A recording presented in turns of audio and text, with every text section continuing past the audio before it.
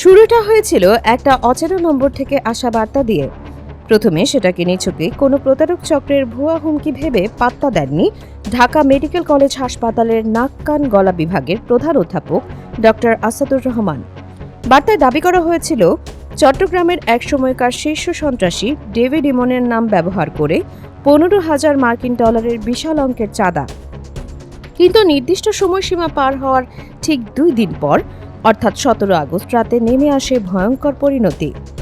Popular diagnostic সেন্টারের chamber থেকে কাজ শেষে সিএনজি অটোরিকশায় ফেরার পথে রাজধানীর শান্তিনগর এলাকায় পথ আটকে দাঁড়ায় 4 জন ব্যক্তি।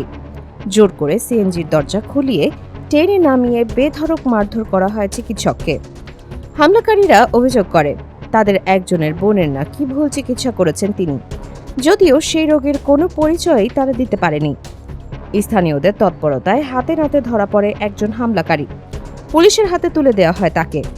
জিজ্ঞাসাবাদে সেই যুবক স্বীকার করে তাকে লোভ দেখানো হয়েছিল একটি মোবাইল ফোনের বিনিময়ে এই কাজে অংশ নিতে। চিকিৎসকের ভুল চিকিৎসার বিষয়ে সে নিজেও কিছু জানত না। সবচেয়ে চাঞ্চল্যকর বিষয় ঘটে হামলার পরও। মারধরের প্রায় 1 ঘন্টা পর সেই একই নম্বর থেকে আসে উপহাসমূলক বার্তা, how do you feel now? এখন কেমন লাগছে? পরদিন আসে আরও 2টি হুমকি বার্তা। প্রশ্ন তোলা হয় তিনি মিডিয়ায় যাবেন কিনা তা নিয়েও। উল্লেখযোগ্য বিষয়, যার নাম ব্যবহার করে চাঁদা দাবি করা হয়েছিল সেই ডেভিড ইমন এই ঘটনার বেশ কিছুদিন আগেই যশোরে গ্রেপ্তার হয়েছেন। ফলে ধারণা করা হচ্ছে তার পরিচিতকে ভয়ের হাতিয়ার বানিয়ে অন্য কেউ বা কারা এই চাঁদাবাজি চালিয়েছে।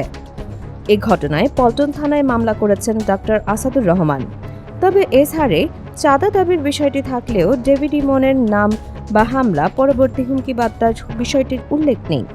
পুলিশ বলছে প্রাথমিকভাবে এটিকে পূর্বশত্রুতার জের বলেই মনে হচ্ছে।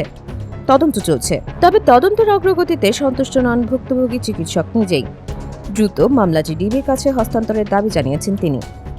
একজন চিকিৎসক যিনি মানুষের প্রাণ বাঁচানোর দায়িত্বে নিয়োজিত, তাকেই যখন এভাবে রাস্তায় ফেলে মারধর করা হয় শুধু চাঁদার টাকার জন্য, এই ঘটনা প্রশ্ন তুলে দেয় সমাজে চাঁদাবাজি ও সন্ত্রাসের ভয়ঙ্কর বিস্তার নিয়ে। প্রকৃত অপরাধীরা ধরা পড়ে কিনা, নাকি এটাও থেকে যাবে আরেকটা অমীমাংসিত ঘটনা হয়ে, সেটাই এখন দেখার বিষয়। ডেস্ক নিউজ, অগ্রযাত্রা প্রতিদিন।